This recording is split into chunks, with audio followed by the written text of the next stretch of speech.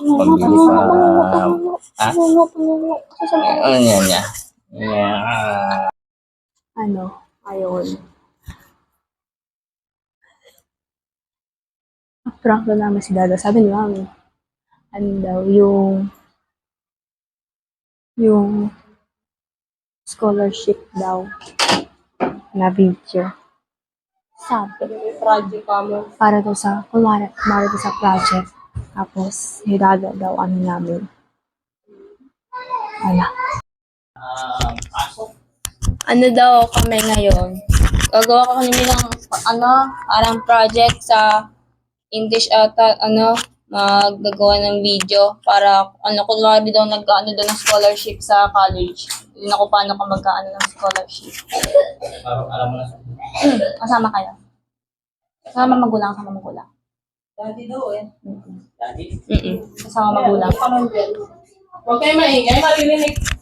May microphone naman. Ito, may Pag microphone ikaw na naman. magsasalita, inilipat lang sa'yo. Na-interviewin mo lang ako. Hindi, mamaya. Pag ano. Hawakan ko. Kasi, diba, ganun scholarship. Kumari, sala-sala ako magkano ng scholarship. Tapos, kung bakit ko deserve ng scholarship, ganun. Ayun nga! Ganun. Ika na natin, hawakan ko si Sige ha. Walang magsigo. Sarap ng hangin. Papakinabangan ng Yung microphone, tsaka Ano yan yung eh? May noise reduction. is reduction. Ay na, Tres, tsaka muna. Tsaka muna first. Magkano kami project? Saglit lang First to. nung kayo, Saglit makikita lang. pa kayo eh. Magikat naman yun eh. Yan. Start na ako. Tagalog mo na ako. Tagalog naman. So, parang mahina ang video. May humina ata. Kaya may ilaw naman yun. Ay na. Start na ako Here. Magandang araw po sa inyo lahat. Ako po si Chini R.R. Itadi na nag-apply po na scholarship para po sa De La Salle University.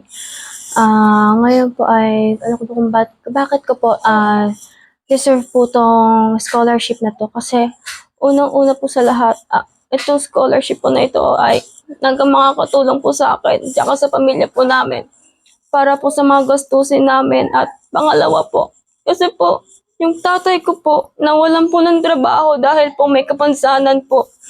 Tapos po kaya po siya nawalan ng trabaho kasi yung kapansanan niya po ay naging ngongo po siya. Tapos, hindi na po siya maintindihan po ng mga kliyente niya po. Tapos, nawawalan po siya ng kliyente ng trabaho. Tapos, nawawalan po siya ng chance para po makapagtrabaho ulit. Tapos, mabigyan kami ng pangangailangan sa araw-araw.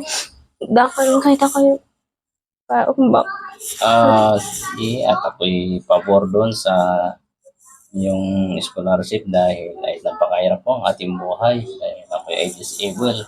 At ayan po, anak ay kailangan natin at malaking tipid po sa nila. Imbis na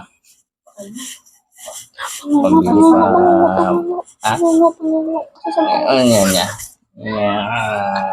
Dahil ako'y may kapansanan.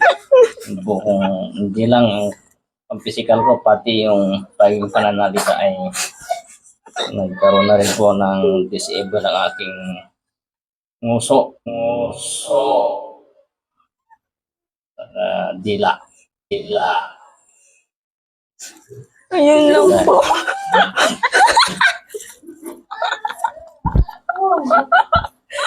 Ulitin mo.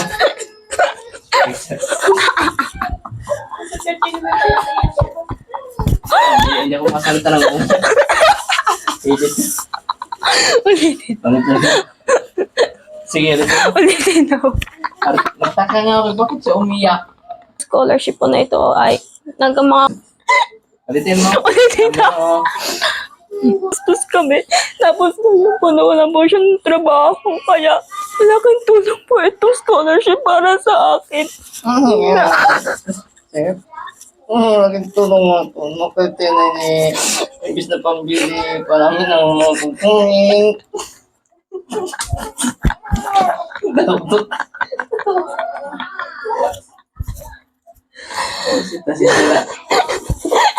Naman tumawa. Sige daw tawa ako.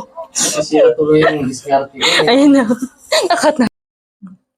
Kailangan po natin yung isang sip na yun may scholar kung sa at kung makikibit at miss na pamilya pa natin po kailangan po natin ng personal needs sa bahay at makikibit at magpagbatin mo at imintin ang hindi yung kuko December ang kuko at maraming salamat at yun lang ang aking masasabi.